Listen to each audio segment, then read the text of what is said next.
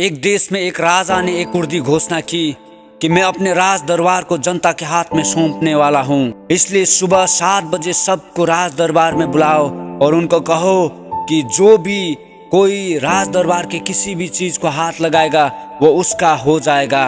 अगली सुबह 7 बजे सब लोग राज दरबार के ओर भागने लगे और जिसको जो दिखाई देता महंगी चीज उस पे हाथ लगाता।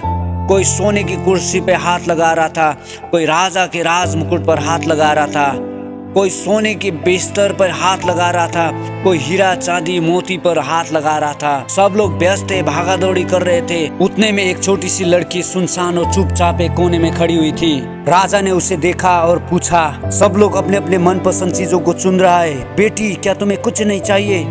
तुम भी किसी भी चीज को हाथ लगाओ, वो तुम्हारा हो जाएगा। ये सुनते ही वो छोटी सी लड़की भागती हुई दौड़ती हुई आगे आई और उसने राजा को जोर से गले लगाया और कहा, राजा मुझे आपके राज्य से कुछ भी नहीं चाहिए, मुझे तो सिर्फ आप चाहिए।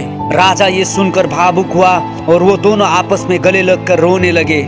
और राजा ने कहा, तुम सब लोगों ने अपना मन पसंदीदा चीजों को चुना, लेकिन इस छोटी सी लड़की ने इस राज्य के राजा को चुना।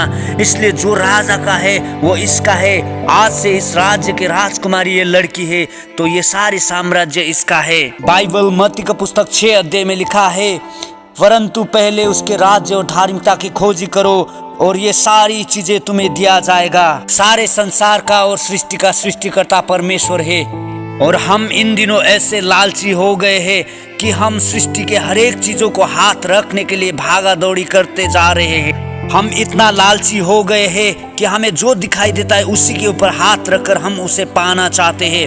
पैसे, धन, संपत्ति, नाम, इज्जत, ज्ञान, बुद्धि, बल, ये सब मिलने के बाद हम सोचते हैं कि मैं इतना धनी हूँ, मैं इतना बलवान हूँ, मैं इतना पढ़ा लिखा हूँ, मैं इतना ज्ञानी हूँ।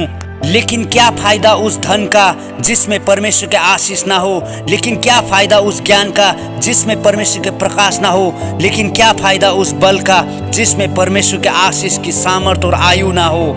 इसीलिए प्यारे परमेश्वर के लोगों, परमेश्वर के राज्य और धार्मिकता की खोजी करें, क्योंकि जो भी परमेश्वर आपको देता है वो कोई ना छीन पाएगा, कोई आपसे वो लूट ना पाएगा। परमेश्वर के आशीष आप में बने रहे। सारी सृष्टि का सृष्टिकर्ता परमेश्वर की खोजी करें, क्योंकि राजा ही हमारा हो तो साम्राज्य भी हमारा होगा। क्योंकि अगर हम राजा के बेटे और बेटी कहलाए तो हम राजकुमार और राजकुमारी होते हैं, और जो राजा का होता है वो राजकुमार और राजकुमारी का होता है। सृष्टि की नहीं बल्कि सृष्टिकर्ता की खोजी करे। परमेश्वर आपको आशीष करे। सबको जय मसीह।